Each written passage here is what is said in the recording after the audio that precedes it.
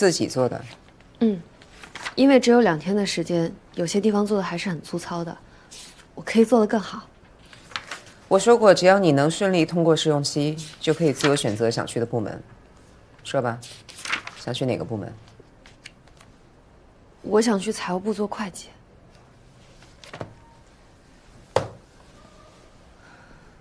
我一直以为能够胜任我助理的人，一定会以留在总裁办为荣，没想到他却只想做个会计。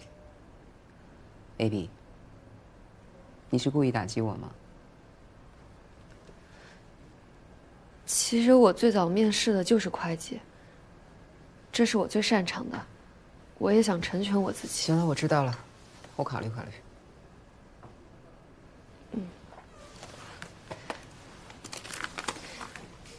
这是今天刚刚到的私人信件，放哪儿吧？那我先出去了。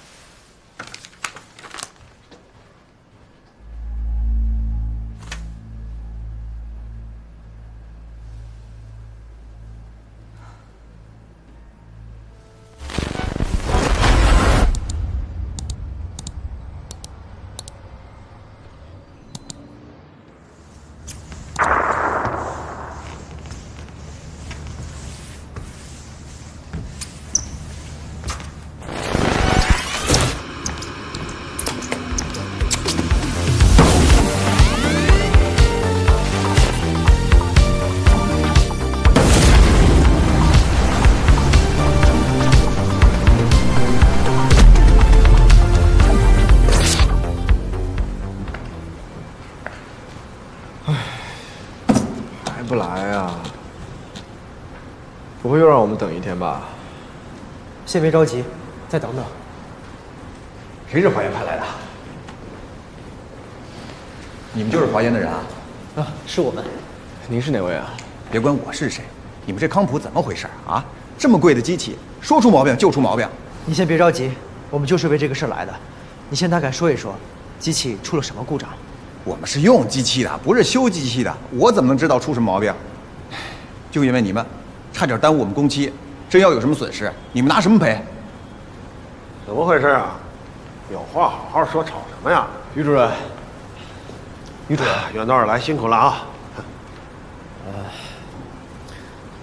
我们是想看看故障机器，请您让操作机器的同志演示一下使用过程。只要是在规定的范围内，康普是可以提供售后服务的。也行，那你们先去看看，看完之后我再给你们接风，好吧？来吧，就这几台，全都坏了。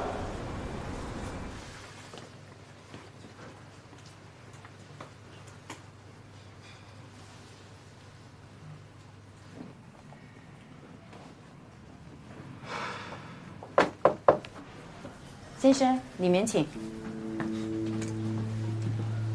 哟，于主任呢？啊，是这样，于主任呢，他有事走不开，所以说让我代替他过来。有什么事儿你们跟我说，都一样的，啊。啊，来，您里边坐。哎，请。请。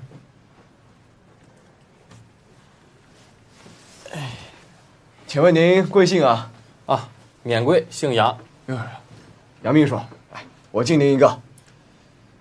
这个酒嘛，就先不喝了啊。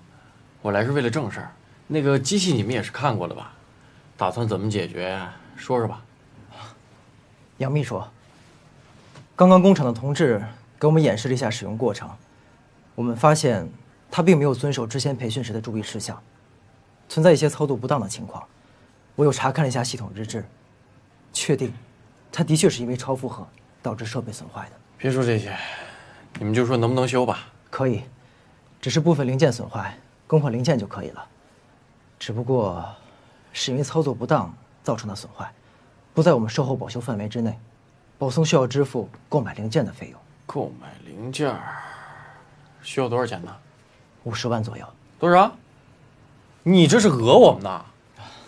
杨秘书，实在是因为这些配件全部都是国外进口的，国内没有。这些配件在康普有明码标价的费用明细单，我们可以传真给你。别扯这些了，机器从你们这儿买的，还在保修期，你们自己说不给修像话吗？杨秘书，刚才已经说得很明白了，是因为柜厂的操作不当导致了设备损坏，康普就是这么规定的，我们也没有办法。成天康普长康普短的，知道你们这种行为放在建国前叫什么吗？买办，吃里扒外，专帮外国人坑中国人的钱。你说什么呢？我也不跟你们废话了，一期设备不解决，2期你们就别想签。就冲你们这奸诈的态度呀，我们也不敢再继续跟你们合作了。就这样吧，来解个带。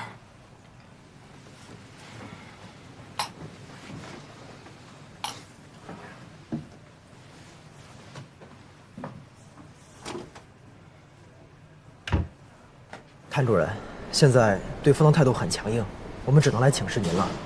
那你们能不能再争取争取呢？谭主任，您是没有看见他们的嘴脸，不但不想花钱，还拿2期来威胁我们。这个我明白，但这个时候呢，一定要冷静。哎，不管怎么说，宝松它是个大企业，还不至于不讲道理，对吧？你们呢，也尽可能的跟对方再交涉一下。我在这边啊，也再想想办法。而且这个2期工程对咱们非常重要。哎，不到万不得已，这尽量不要撕破脸。行，我们知道了。这姓于的孙子，故意派个破秘书来刁难咱们，真是够损。谭主任说了，宝松这个客户不到最后一步不能定。哼，他们呀，就是摆明了要来讹咱们。那破秘书不就这意思吗？啊，不想自己承担弄坏设备的后果，想让咱们免费给他们修。做他的春秋大梦。师兄，你先冷静冷静。还有一种可能，如果咱们不修，他们就会把责任全推在我们身上，趁机把设备全都给换了。反正不从他们自个儿腰包里面出钱。哼，这孙子打了一手好算盘，我不可能让他得逞。到时候咱们就直接公布，是他们自己操作不当导致的设备损坏，跟咱们一点关系没有。可我们手上没有证据啊。再说了，宝松是东北区最大的客户，万一真撕破脸，咱们的损失远远超过于他们。真到了那一步，你让其他客户怎么看我们？哈，合着咱们现在就是横竖不站立，哑巴吃黄连了呗。得，哥们不伺候了。你要去哪儿？回北京找新航。这不幸少了宝松，我找不来其他大客户。小闯，意气用事能解决问题吗？不是，咱不都分析完了吗？这有的解决吗？当然有。第一，丢了宝松这个客户，你我都担不起。第二，你在东北大区耕耘了这么久，好不容易积累的口碑一定会受影响。第三，先不管于主任这个人怎么样，宝松是国家骨干企业，咱们有责任为国家解决资源问题。啊，是，就你伟大，就你无私。师弟，你知道吗？你现在是在助长恶人气，他们摆明了要讹咱们，咱们不能让他们讹呀。小闯，有一句话我一直要告诉你，今天我必须要说。自从你和谢航谈恋爱到现在，你越来越容易急躁，也越来越浮躁了。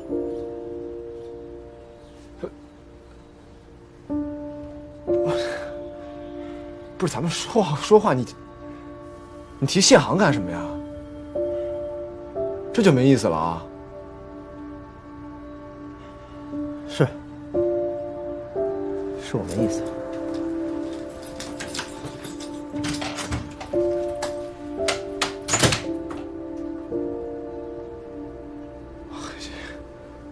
脾气比我还大。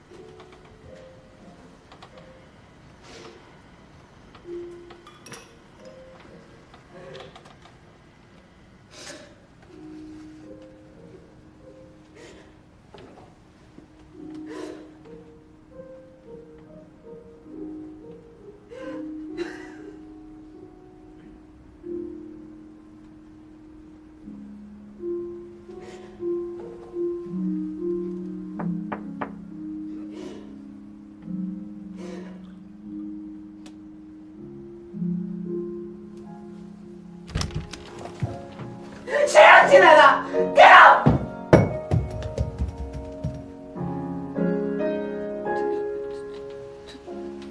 对不起啊，对不起。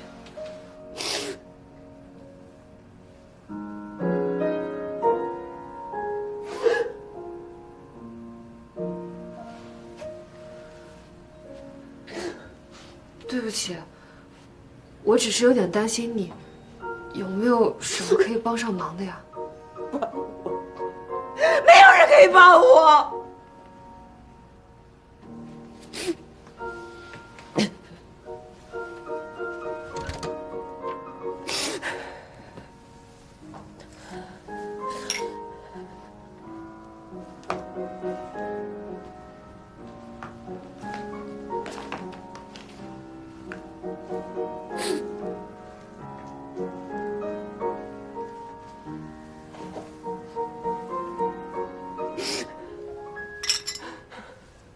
至少我能陪你喝酒，不管你是宣泄还是倾诉，有个人陪着总是好的。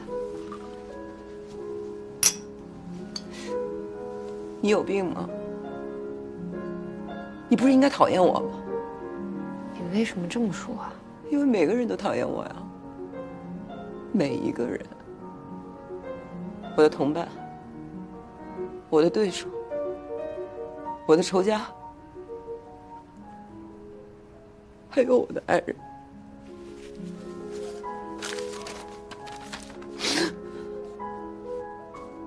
我前夫要再婚了。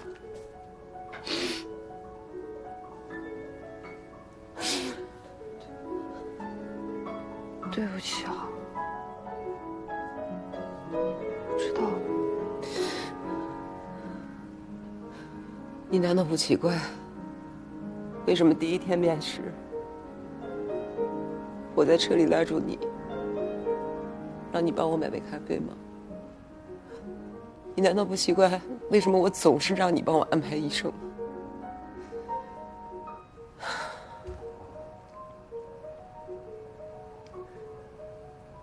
因为我有躁郁症，没有人能受得了，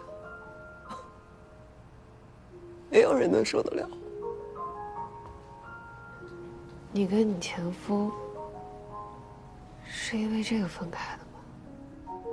我倒希望是为这个事情离的婚，至少我可以折磨他呀，至少我可以用我的躁郁症去折磨他呀，也好过现在他离开我之后，我得躁郁症，我自己折磨我自己啊。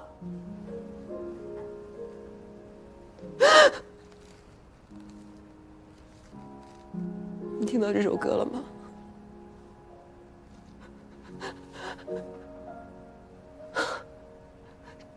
这是我俩第一次见面，他弹给我的，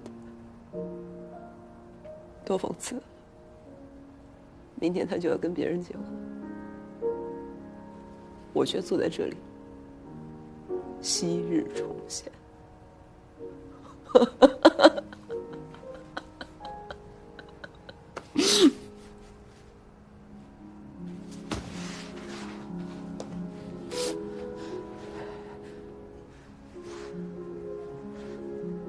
你不是要帮我吗？你是不是要帮我？当然。那你按照这个地址，给他寄一份恶心的礼物，算是我给他的新婚礼物。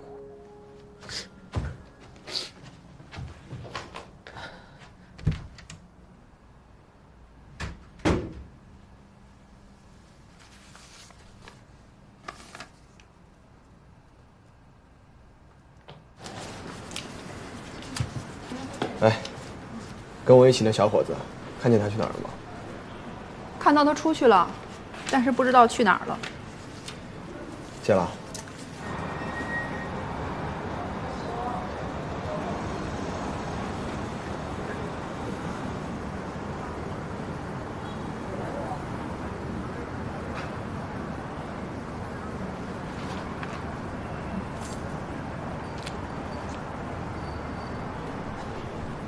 哎，你在这儿干啥呢？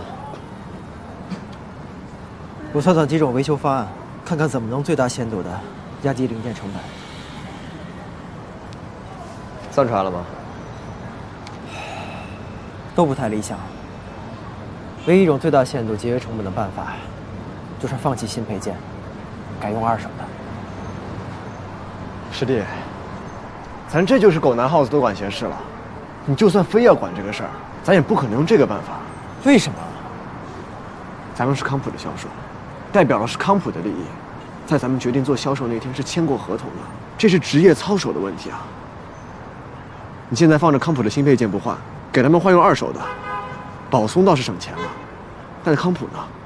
康普的利益怎么办？道理我都懂。师兄，你知道我之前为什么留在华研吗？因为咱们两个一起解决了保松厂的仪器设备，避免了国有资产的流失。那时候，我第一次觉得人生有这么大的意义。换这次来说，明明可以花很少的钱就可以修好，我舍不得让他们花那么多的钱去买新的配件。你还记得那个杨秘书说咱俩什么吗？吃里扒外的买办。我这次一定要告诉他们，咱俩不是那种人。师弟，那孙子说的话你也往心里去。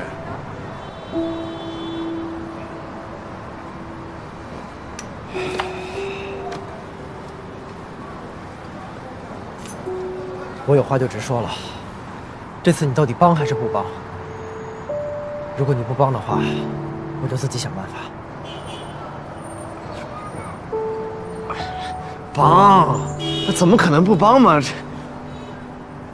哎呀，想想啊，想想。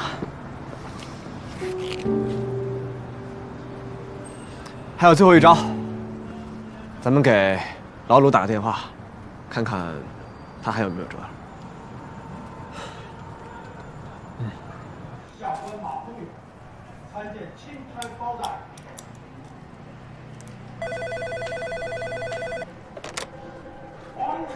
喂，喂，老鲁啊，我小闯，有个事儿想请你帮忙啊。小闯，是你啊，兄弟，你说。你卖康普大型机的二手配件吗？康普？康普好像还真没有。那你能搞来吗？只要是质量能够保证，经过专业质检的就行。或者其他牌子的二手配件也可以。国外有一家叫岛安公司的，专门整这个配件。这么着，你给我列一个详细的单子啊，我回头我联系你。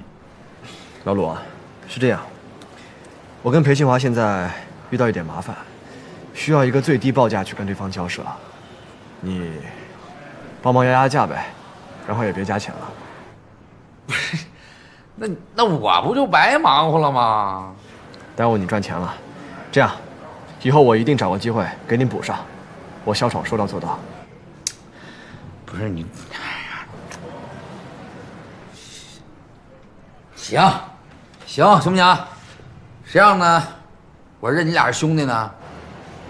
谢了。怎么样？搞定，老鲁答应帮忙了。师兄，谢谢你。别叫我师兄，你也不是我师弟，你是我祖宗。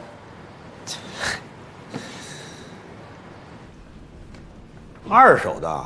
是，国外有很多客户都习惯租赁大型机，等到品牌推出了新的设备之后，他们就改租新的，接着品牌会把退回来的设备转卖给这家公司，所以虽然是二手的，但实际也很新。二手的就是二手的，如果出现质量问题，再耽误生产怎么办？这个您放心，品牌在转卖之前一定会对产品进行测试和认证，而且这次更换的不是核心部件，所以您完全不用担心。于主任，这次对方给的报价是10万元，仅仅是新配件的1/5，而且我们华研这次在中间也没有赚取任何的差价，你们完全可以自己找人去聊，自己找人去维修，也花不了几个钱。这就不是钱多钱少的事儿，这保修期内维修本来就是你们分内的事儿，凭什么让我们保松多花钱呢？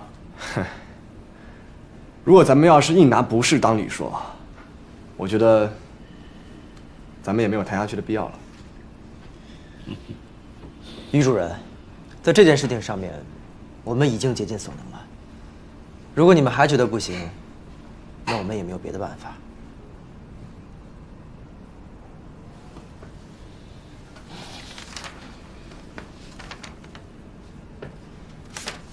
哈哈，急什么嘛？我又没说不行。早一天修好，车间就能早一天恢复生产。如果你们能尽快的完成维修，这2期的订单肯定还是你们的。杨秘书，尽快落实一下。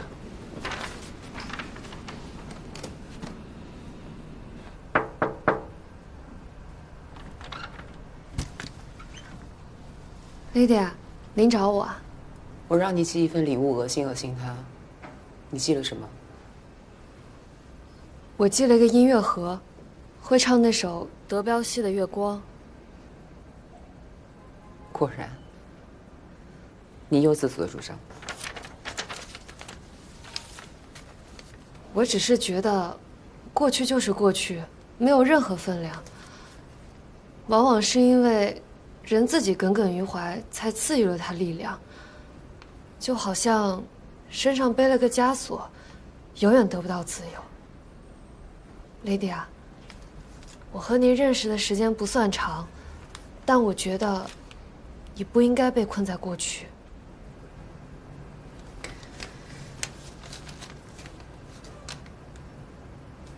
他给我写了封信，说谢谢我，也说了跟你一样又臭又长的话。作为我的助理，你总是擅自行事，你想过后果吗？您要怎么处分我都可以，我没话说。那好，以后你不要来我这儿上班了。你不是想去财务部吗？下周去财务部报道。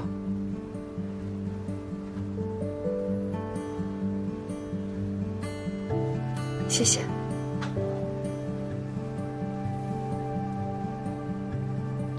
这次是我谢谢你。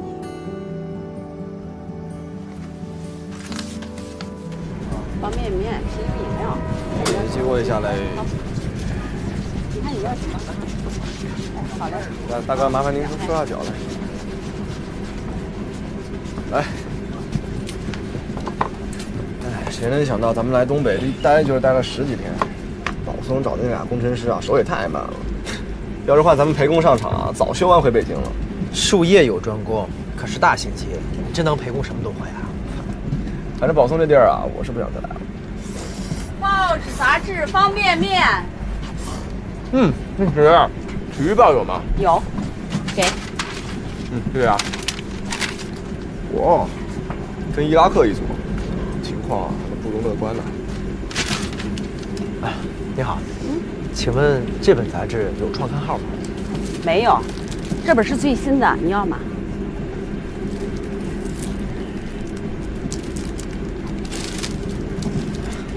帮我拿一本吧。好的。行，那我们俩一起付了。啥情况呀，裴工？这不少男少女看的吗？你看这玩意儿干啥？我就打发时间，随便看看。给，找你2块8。谢谢您啊。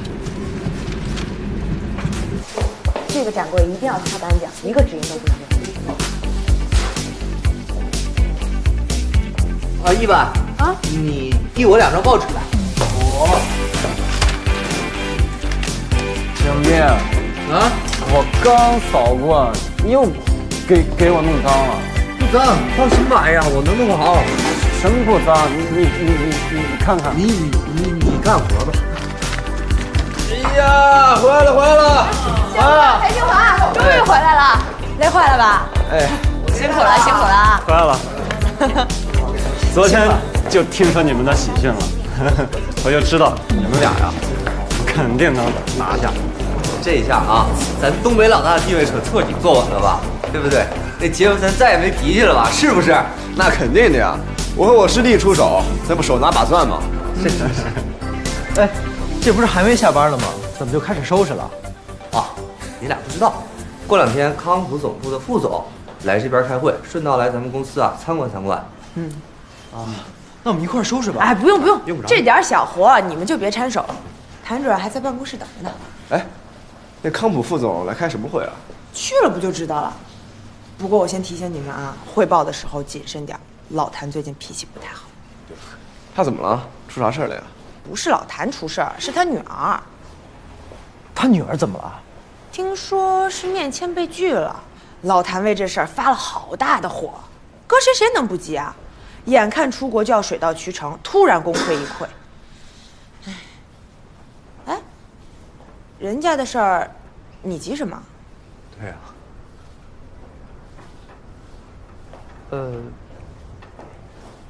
哎呀，你说那么邪乎，我都吓一跳。嘿，我还当什么事儿呢？这不是好事儿吗？啊？哥，你说什么？啊，谭主任不是跟办公室等着我们吗？那我们赶紧去吧。走吧，去吧，去吧，啊！来吧，我干完了。来，怎么样啊？这回去东北还顺利吗？哦，过程中出现一些事情，他们的仪器工程有些设备出了状况，所以我们已经解决了。哦，那好，说说怎么解决的？谭主任，老谭，好消息啊！啊，林主任，林主任好。哎呀，你们俩回来的正是时候，刚好，我有一项非常重要的任务要交给你们。机电部计算机司要举办一场企业家信息建设交流会，我们作为企业代表啊，要第一个上台做汇报。这是邀请函，你们看看。哎，我这次啊，特意邀请了康普总部的史宾塞斯先生参会。小闯啊，你这次给咱们负责上台主讲，稿件方面裴静华帮他好好弄一弄。好，一定。会议临结束时候啊，要择优颁发一个信息化建设服务大奖。行，那我俩好好准备，到时候争取给咱们华研拿下大奖。好，等你们的好消息，给你们放半天假，好好休息休息。哎，谢林主任，去吧。谢林主任。哎。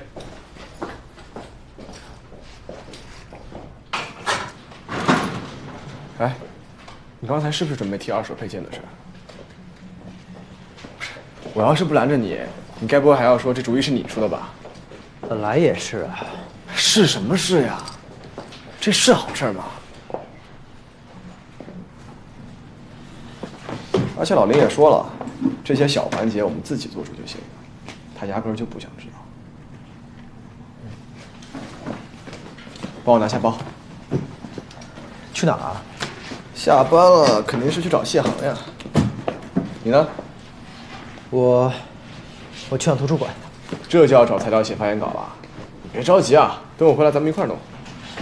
行，宿舍等你啊。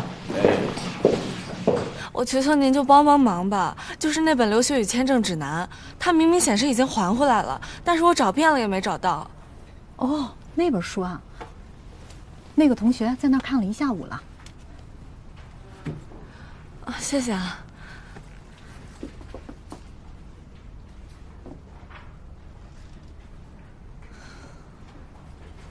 谭元儿，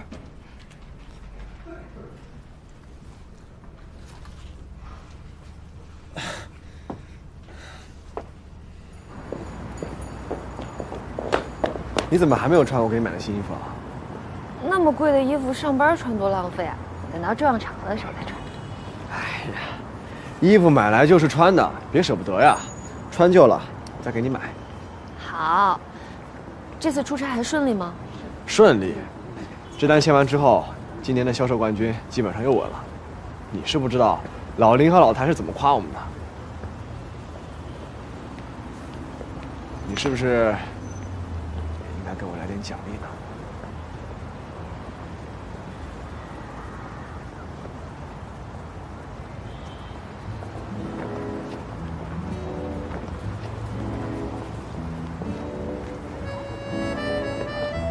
怎么样？最近 Lady 啊，有没有为难你？没有，他除了难伺候点，其实人还挺好的。他要是再欺负你，哥们扎他车胎去。人家坐的是轿车，而且现在我想感谢他还来不及。为什么？他同意我去财务部了。真的？哟，那太好了！走走走走，咱们今天啊必须得好好庆祝，恭喜你逃出魔爪。我真的太轻敌了，我凭着自己口语还行，我根本就没怎么复习，结果那个签证官问的问题又刁又钻。你下一次面签是什么时候？下个月。谢谢你帮我借的这本指南，我真的现在全靠这本指南了。这本书还是先给我看吧。啊？以后每周四下午你来我宿舍找我吧，问题我都整理出来，我来扮演面试官。嗨，没事啊，我自己能想。上次你在你爸办公室里，你也是这么说的。你已经被拒过一次了，如果连续2次被拒，以后的难度会越来越大。那你不用上班吗？我攒了很多假期。哦。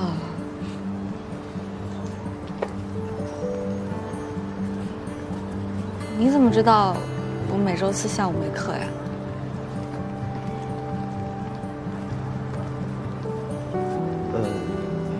是吗？我随口一说的。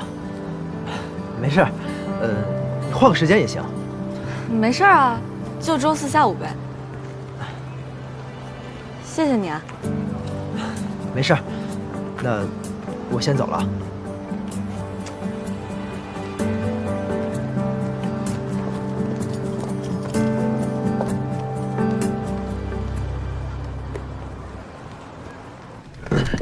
于主任，一路辛苦了。我不是跟你说过了吗？不用来接我。哎呀，您这大老远的都来北京了，我要不好好招待您，那哪说得过去？你看这次会议得连开3天呢，我终于有机会能好好跟老哥叙叙旧了。哎呀，我实在是帮不上你们杰弗森，所以呢，你也不用请我吃饭。我着急赶到部里。啊，这刚来就要去汇报工作啊？你还记得我们厂那个罗处长吗？记得。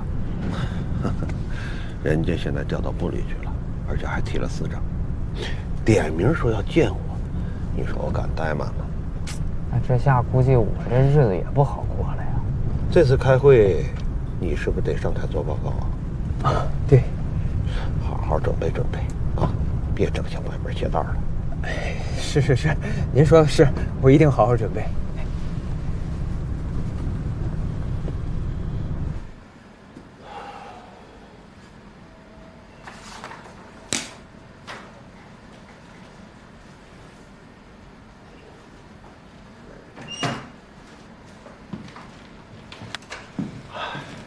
金秘书，这茶水我都喝了3杯了，这司长的会还没开完呢。老于，着急要去哪儿吗？这么会儿时间你就等不了了。罗司长，好久不见，我这一下车呀就直接奔这儿，哎，传达一下厂长对您的问候。还有，这是会上的发言材料，您看一下。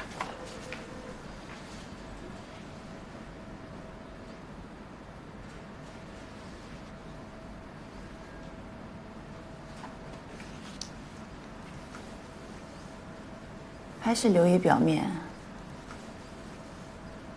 咱们宝松作为信息化建设的第一批试点单位，你不能只给我介绍一些面子工程。哈哈，您说的是，那我拿回去补充一下。有些事情我早就想找你单独聊聊了。是关于宝松？关于你。你知道你身上最大的问题是什么吗？这个还得请罗司长点拨点拨。工作上缺乏求真务实，尤其是在跟企业合作的时候，不能只顾着发号施令，一切要以厂资的利益为核心。您批评的对，我一定改正错误，端正姿态。改完再给我看吧。来。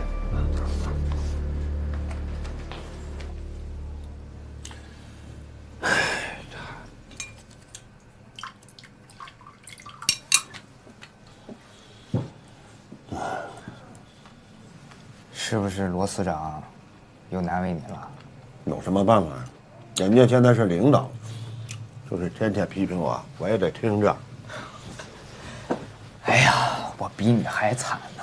这个季度销量不好，大会又被华研抢了风头，竟然安排他们第一个发言，肯定又把你们保送的案例拿出来大吹大擂。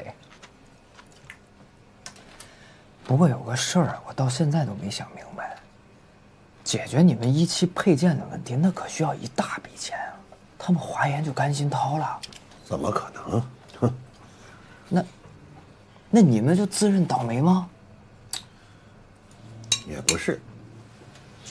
要说华研那2个销售啊，也是很不错的啊，脑子活，路子又广。他们不按常规出牌，想出了一个折中的办法。哼，折中的办法？哎，说来听听。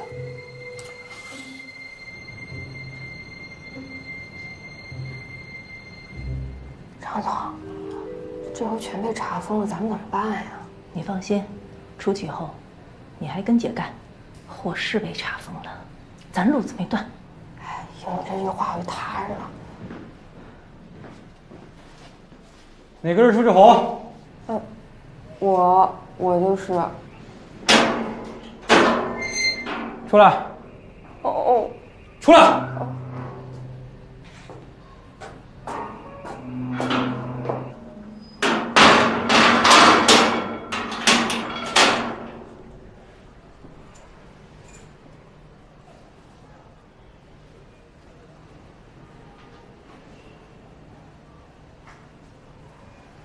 你还真是个记者，如假包换啊！里边那个张总还有个上线，深挖一下肯定会有个大案子。好，谢谢。不客气，都是为了调查真相。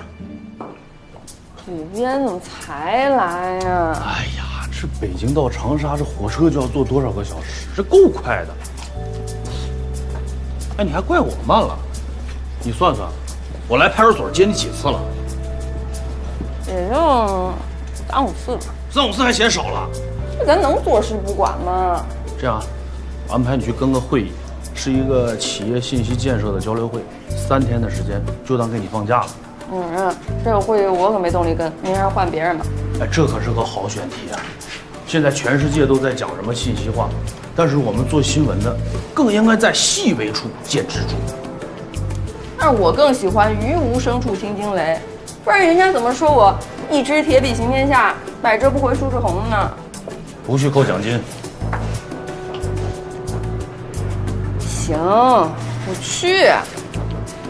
反正就算是报道信息化建设交流，那我也能从中挖出什么黑料。反正我是苏志红眼里的猪肉沙。哎呀，这给你能的！哎，志红，这个是企业信息建设交流会的材料，我顺路给你拿回来了。谢谢啊。没事。这么多企业参加呢？那当然了，这个会机电部牵的头，上面特别重视，主编让我特意叮嘱你啊。行，我研究研究吧，看看有些可以作为新闻的切入点。请问哪位是电子科技报的舒志红记者？我就是，什么事儿啊？您好。你好。我是杰弗森的经理王冲，能跟您聊点事情吗？啊，不好意思，王经理，我这还有几篇稿子要改，可能没时间啊。那您可能更需要跟我好好聊聊了。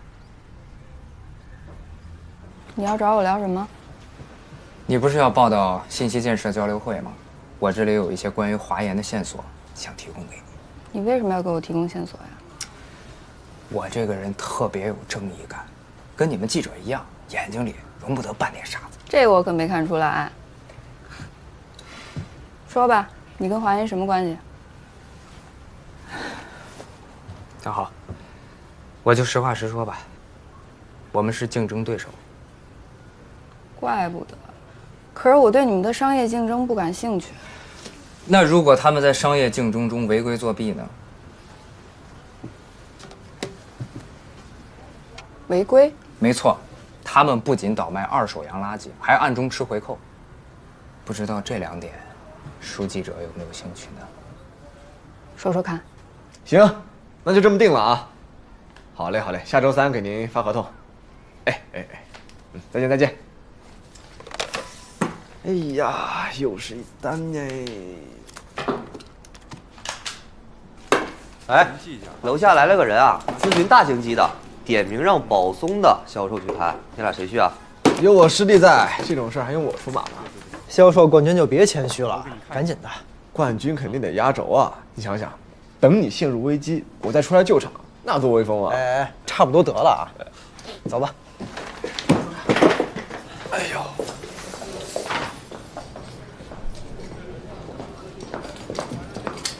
你好，我是华研公司的销售裴庆华，请问有什么需要吗？啊，你好，同志，我们公司想订购大型机，过来咨询的。这边请，坐下说吧。好，谢谢。请坐。来，您请喝茶。谢谢。我是华研的销售肖闯，请问您是哪个单位的呀？怎么称呼您啊？我是东北财险负责采购的，叫我小张就行。东北财险。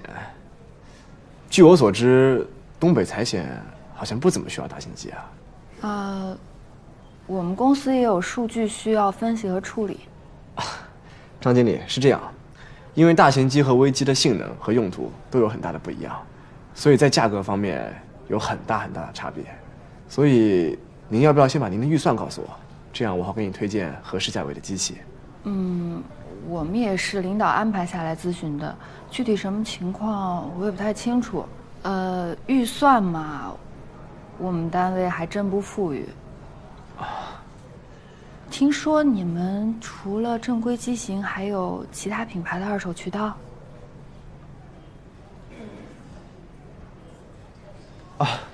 实在是不好意思，我们这里没有二手渠道。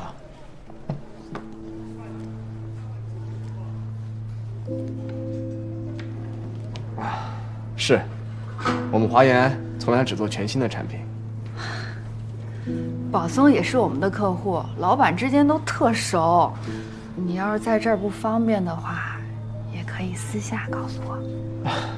不是，我想你可能真的误会了，我们这里真的不做二手的。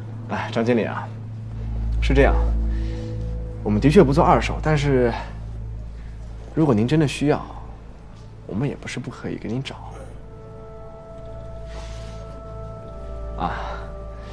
这个呢是康普各个机型的配置单，您先看一下有什么需求。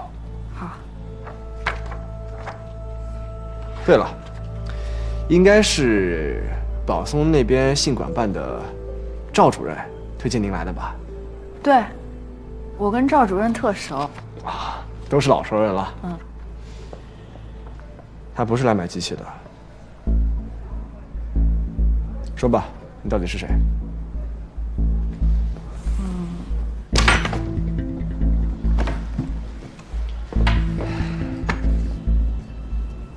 你就是这么对待消费者的吗？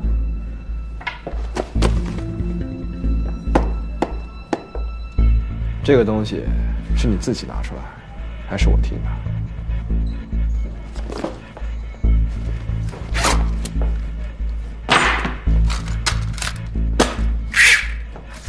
我告诉你，光凭这个，我可以直接去公安局报警了。我告诉你，我是记者。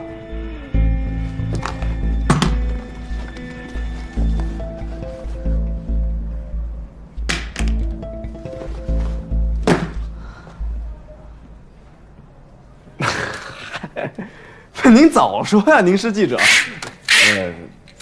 得罪了。那个，我们还以为你是什么商业间谍啊什么的，不好意思啊。那个，我们继续。实在不好意思啊，记者，请问你是不是有什么问题想要问我们，或者你想调查些什么？没关系，你可以直接问。你是第一个扯我录音带的人，希望你们真没什么事儿。如果被我查出来的话，这笔账我迟早跟你们算清楚。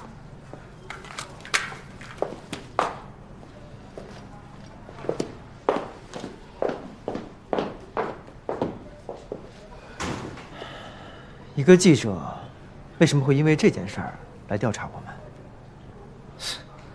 咱们一没吃回扣，二让国企节省了资源，没什么好担心的啊，咱什么都没做错。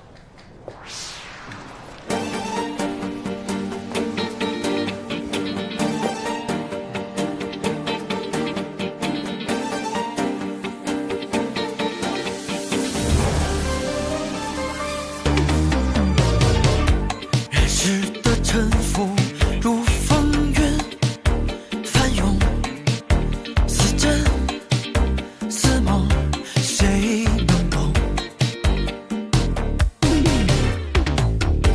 凭一身热血成今生英勇，自信自弃谁与共？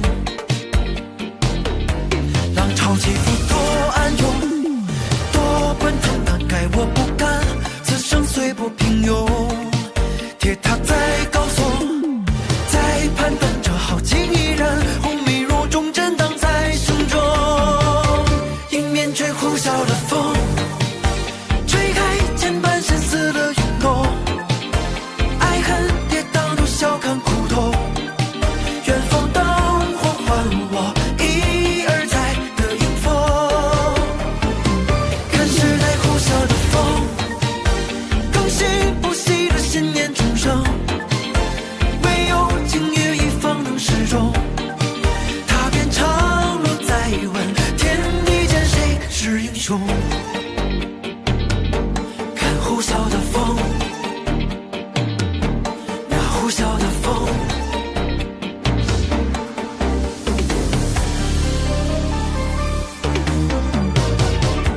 迷雾的深中也一心惶恐，铭心刻骨难击红。随他人嘲讽笑谈我愚勇，成功是一皆有用。浪潮起伏多暗涌，多奔腾，难改我不甘，此生虽不平庸。铁塔在高耸，在攀登着豪情依然，红迷如中震荡在胸中。迎面吹呼啸的风，吹开千般深思的涌动，爱恨跌宕都笑看苦痛。远方灯火唤我一而再的迎风，看时代呼啸的风，更新不息的信念重生，唯有晴雨一方能始终。踏遍长路再问天地间谁是英雄，看呼啸的风，那呼啸的风，那呼啸的风。迎面吹呼啸的风，吹开千般深思的涌动，爱恨跌宕都笑看苦痛。远方灯火唤我一而再的迎风，看时代呼啸的风，更新不息的信念重生，唯有晴雨一方能始终。踏遍长路再问天地间谁是英雄。